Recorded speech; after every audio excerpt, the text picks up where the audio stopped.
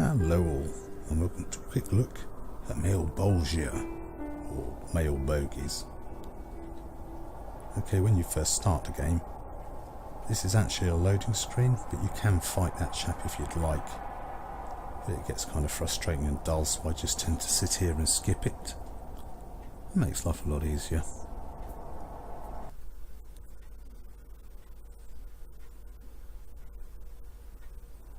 Okay, so we're in. Game in essence, as you can see, you play as Kaiser Wilhelm, and your job is to defeat the Triple Entente with the use of your halberd. Art style certainly is quite visually impressive, very distinct, which makes a nice change as this is actually built on the Unity engine. As you know, not all games on the Unity engine these days have a visual art style that's all of their own. This is one of the first issues with this game. A lot of the story progression is based on finding someone to speak to them to open another path, and this is quite a big castle. It's certainly quite a big playing area, but with this kind of visual art style it does become a bit samey, and trying to backtrack and remember where you need to go, especially when you get to a lot of the hallways here. There is a map, but this thing is almost like a boss battle in itself trying to navigate using it. So let's just ignore it for the time being, try and find some combat.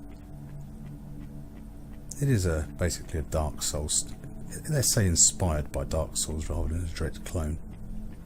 It certainly hasn't got the speed and fluid style combat that you would expect from Dark Souls. You get a lot of these kind of areas. Trying to remember which particular area you want can be a bit slow going. As I say, yep, to begin combat you need to lock them, and then it's like Dark Souls, it's a case mainly of dodging. Oh, come on. Sometimes the controls can be a tad unresponsive, which is very frustrating. It does have a block, but you won't use it very often. Let's not go anywhere.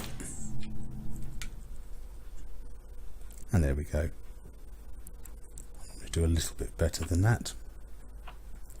And this is the next issue. You save at these clocks here, and if you die, you go back to the nearest clock. This can also involve a lot of backtracking again. Health regeneration is used by lighting these little candles you find around the place. I mean, certainly it's a very impressive art style. Certainly the sort of world you could imagine that David Firth would come up with.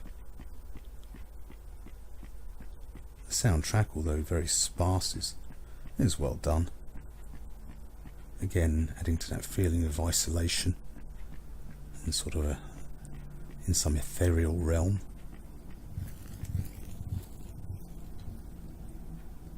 I've absolutely no idea what this story's about. I think we're trying to escape here. I'm really not 100% sure at all. So just wander around, kill things, talk to people. Yeah, that basically sums up the game.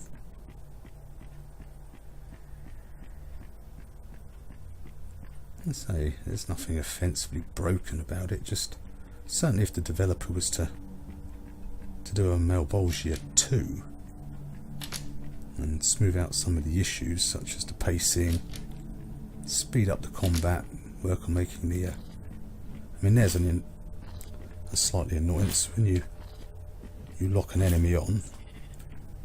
If you're fighting multiple enemies, once you've killed one of them, it will put the sword away. Like that. You can only lock an enemy when you're directly looking at it. So it does make multiple hostile engagements more frustrating than it need be. But yeah, if there was a second part to this, if the developer was to... I think I've come completely the wrong way. So now I have to backtrack all over to the other side of the castle. Yeah, if the developer was to make a Malebolgia 2 with these issues addressed, I would certainly drop some money on it.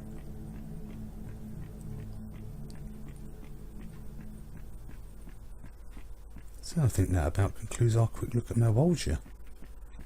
It's a Dark Souls inspired game with some pacing issues and sometimes frustrating combat. But overall, its individual art style, effective audio, and intriguing if somewhat confusing plot, I feel makes it worth its money. So okay, if you found this video enjoyable or useful in any way, don't forget to like, comment, subscribe, and let me know you're alive. And as ever, thanks for watching. Bye now.